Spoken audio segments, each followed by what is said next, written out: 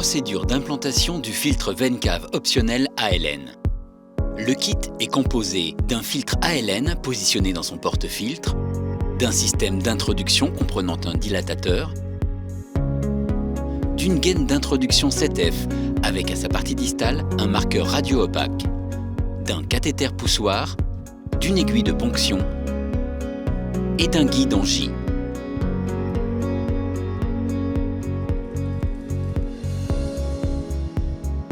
Le filtre optionnel ALN peut être implanté par 4 voies d'abord différentes. Le filtre Vencave ALN est un filtre optionnel. ALN commercialise différents filtres optionnels avec ou sans crochet. Le filtre optionnel ALN avec crochet peut être retiré avec l'un de nos 3 kits de retrait ou un lasso. Le filtre ALN sans crochet peut être retiré uniquement avec l'un de nos 3 kits de retrait. Nous vous présentons dans cette vidéo une procédure d'implantation par voie jugulaire, filtre ALN avec crochet. D'abord, rincez le matériel. Après anesthésie locale, ponctionnez la veine jugulaire à l'aide de l'aiguille de ponction. Introduire le guide en J à l'aide du raidisseur dans l'aiguille et avancer celui-ci sous contrôle radiologique. Pour les voies jugulaires et brachiales, positionnez l'extrémité du guide en J sous les veines rénales. Pour les voies fémorales et poplitées, positionnez l'extrémité du guide en J au-dessus des veines rénales. Maintenir le guide en J en place et retirer l'aiguille de ponction.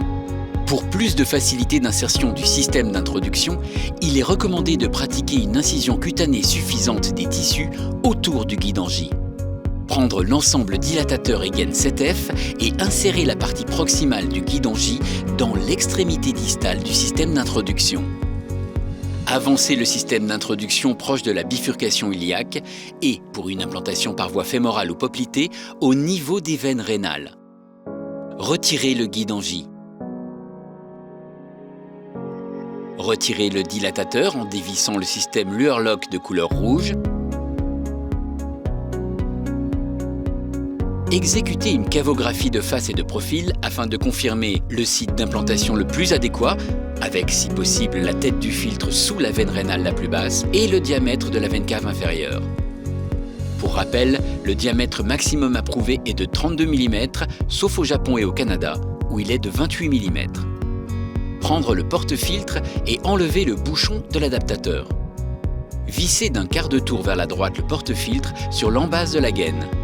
Poussez lentement et au maximum à l'aide du piston le filtre dans la gaine 7F.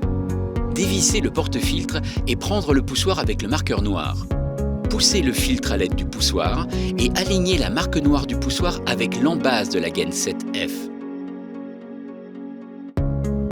Après avoir confirmé la possibilité de positionner la tête du filtre sous la veine rénale la plus basse, positionnez la marque radio-opaque de la gaine 7F.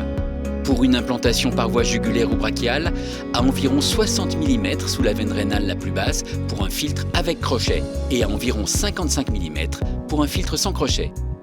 Pour une implantation par voie fémorale et poplitée, positionnez la bague radio-opaque sous la veine rénale la plus basse, que ce soit pour un filtre avec ou sans crochet. Faire un point fixe en tenant l'embout du poussoir à son extrémité et d'un mouvement lent de retrait, ramener la gaine 7F sur le poussoir jusqu'à ce que le filtre soit libéré.